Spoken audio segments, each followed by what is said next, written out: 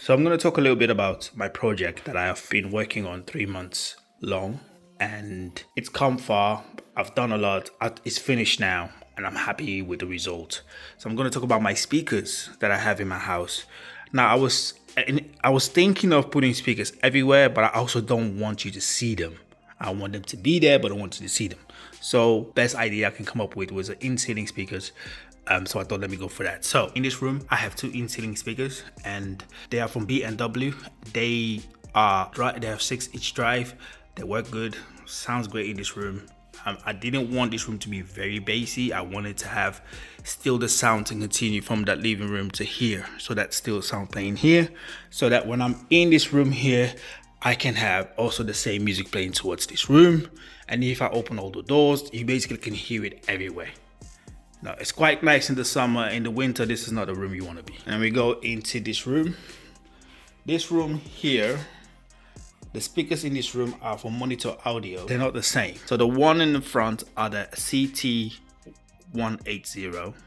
So when I'm watching movies, Dolby movies, trust me, it's a whole different ballgame when you're watching a movie in this room, because you don't only just get the sound coming from front of you when you're sitting on the sofa, you got also the sound coming from the back, you got sound coming from up there to where you sit, then you got sound coming here on the center. I only had these two on the center first, but then it was dead here because I could only get this to play towards this way. The funny thing about the Sonos Era 300s, this front grille that you see here, there is nothing there. This is just to make the speakers look nice.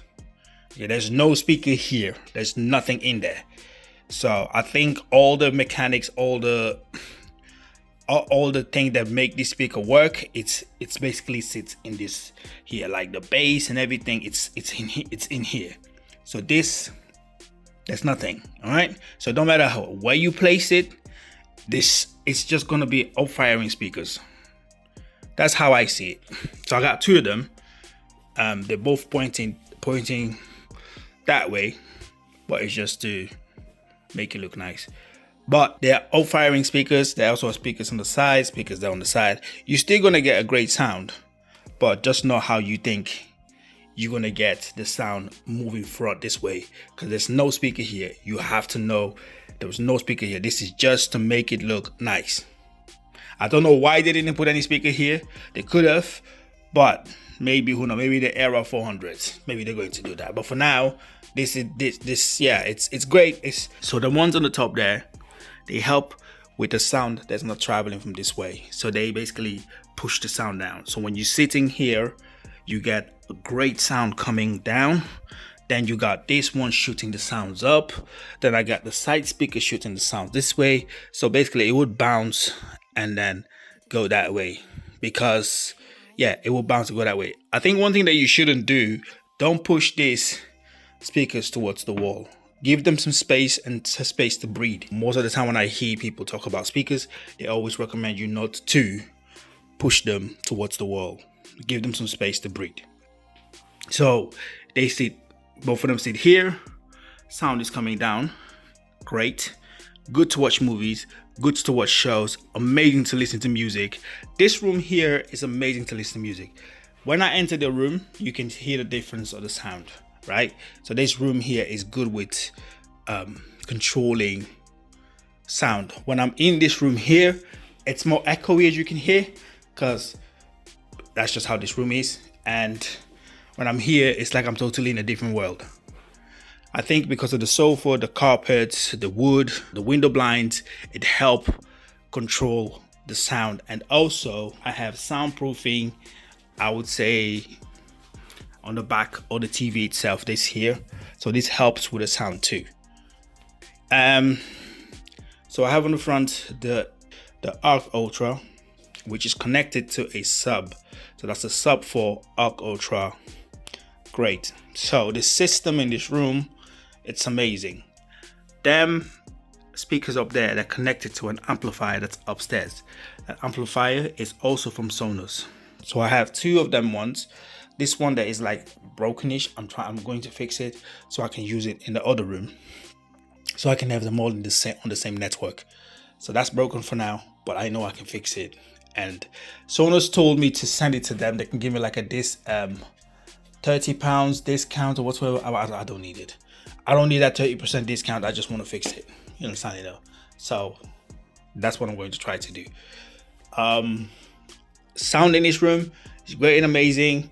This TV is a Hisense. It's a 100-inch TV, E77 Pro 100-inch. It's an amazing TV. It has 60 hertz, 120 hertz. It also has 144 hertz. Trust me, you can do great and amazing things with this TV. I watch a lot of stuff on this TV. One thing I've noticed though, because I have an Apple TV in that cupboard there, and Apple TV 4K, when I'm watching Dolby Vision on the Apple TV, it sometimes messes up the speakers on the top. But when I'm watching Dolby Vision on the Xbox, it's great. So if I'm watching a movie, I rather use the Xbox. I do have an Xbox control there. I rather use the Xbox, or when I'm gaming, this is amazing. So when I'm gaming on this, it's great. When I'm playing COD on this TV, trust me, I'm in a different zone. It's great. It doesn't make my gaming skill better, but all I can say is the TV itself, yeah, it's an amazing TV. But there is 4 in the ceiling. It's an expensive setup. I'm not gonna lie to you. It's an expensive setup. It took me 3 months to do, especially the ceiling speakers. I fixed the ceiling speakers myself. Them two that I had help from my friend, but the last few ones, this one, the one in the hallway, I did it all myself. It just saves me some money, because I called someone to ask them to give me a quote. And the quote they gave me was from them two, and them two was about £500. And I'm like, nah, the speakers were not even worth £500. So I'm not going to pay £500 to get speakers done. Let's talk about the speakers in the hallway. There's no need for me to put any speaker in this hallway. But the idea is, if I'm going out, chilling, and I'm about to go clubbing, and I'm getting ready, and I'm putting my shoes on, music's playing towards the house, I can have music play here too. And I'm vibing, you know what I mean? Feeling myself. I'm like, yeah, this is my jam. Like, to get myself to that, make it sound more like a hotel. Because my missus go like, our house it feels like a hotel now. But it's nice. It's really nice. That's an 8-inch speaker. It has a lot of bass and kick on it. It's unbelievable what that one speaker there can do. I'm sorry for the camera to be moving all the time. It's because I'm holding it with my hand. So what I can say about this setup is that it's a great setup. It's a very expensive setup. All of this has been done in the last 3 months. The TV, the sound system, that's the last 3 months. The other stuff of the house, I've already been working on it. And this one here is what runs my movies, everything else in the house. So this is a Dell server that I bought online for £80. Trust me, this is a very, very fast device, right?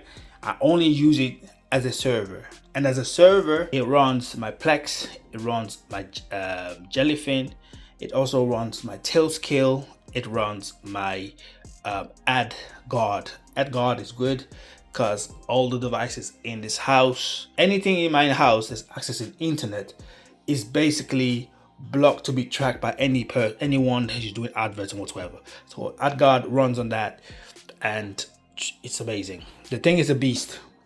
So that machine there has about 27 terabytes in it. My movie collection is amazing. It's all there. It works. The only thing this thing does is just sits there and stay on and connected to the internet. Anyway, my name is Danny. If you like this show, press like and subscribe to my channel, and I'll see you guys on the next one. Peace.